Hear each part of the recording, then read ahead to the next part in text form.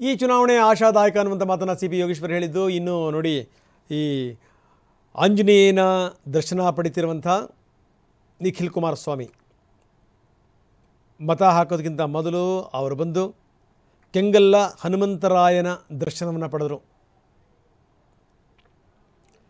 ದೇವರ ದರ್ಶನವನ್ನು ಪಡೆದು ಪ್ರಾರ್ಥನೆಯನ್ನು ಸಲ್ಲಿಸಿ ಈ ಬಾರಿ ಎಲ್ಲ ಒಂದು ಕಡೆ ನಮಗೊಂದು ಆಶಾಭಾವನೆ ಇದೆ ಅಂತ ಹೇಳ್ತಾನೆ ಮತದಾರರ ಮನೆಗೆ ಹೋಗಿ ಒಬ್ಬಟ್ಟನ್ನು ಕೂಡ ಸವಿದಿದ್ದಾರೆ.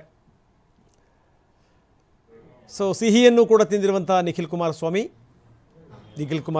ದೇವರ ಮೊರೆ ಹೋಗಿರುವಂಥದ್ದು, ಕೆಂಗಲ್ ಹನುಮಂತರಾಯರ ದರ್ಶನ ಮಾಡಿರೋದು. ಕೆಂಗಲ್ ಹನುಮಂತರಾಯ ದೇವಸ್ಥಾನಕ್ಕೆ ಒಂದು ಐತಿಹಾಸಿಕ ಹಿನ್ನೆಲೆ ಇದೆ. ಈ ಕಡೆ ಭಾಗದ ಶ್ರದ್ಧಾ ತಾಣ ಅದು. ನಾನು ಅವತ್ತು ಬಹಳ ಸಂದರ್ಭದಲ್ಲಿ ಹೇಳ್ಕೊಂಡು ಬಂದಿದ್ದೇನೆ, 13ನೇ ತಾರೀಕು ಬರಲಿ, ಜನ ತೀರ್ಪು ಕೊಡ್ತಾರೆ ಅಂತ. ಈಗಾಗಲೇ ಕ್ಷೇತ್ರದ ಜನತೆಯ ಹೃದಯಗಳಲ್ಲಿ ಯಾರಿಗೆ ಒಂದು ಮತ ಹಾಕಿ ಆಶೀರ್ವಾದ ಮಾಡಬೇಕು ಅಂತಕ್ಕಂಥದ್ದು ಈಗಾಗಲೇ ತೀರ್ಮಾನ ಮಾಡ್ಕೊಂಡಿರ್ತಾರೆ.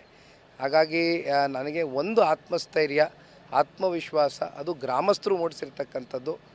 ಖಂಡಿತವಾಗ್ಲೂ ಈ ಬಾರಿ ನನಗೊಂದು ಅವಕಾಶ ಸಿಗುತ್ತೆ ಅಂತ ಕೆಂಗಲ್ ಹನುಮಂತಯ್ಯನ ದೇವಾಲಯದ ಆಚೆ ನಿಂತು ಆ ಒಂದು ಹನುಮಂತಯ್ಯನ ನಾನು ಒಂದು ಭಕ್ತನಾಗಿ ಇವತ್ತು ಅಂದ್ಕೊಂಡಿದ್ದೇನೆ. ಜನ ನನಗೊಂದು ಆಶೀರ್ವಾದ ಮಾಡ್ತಾರೆ ಅಂತ ಆತ್ಮವಿಶ್ವಾಸದಲ್ಲಿದ್ದೆ.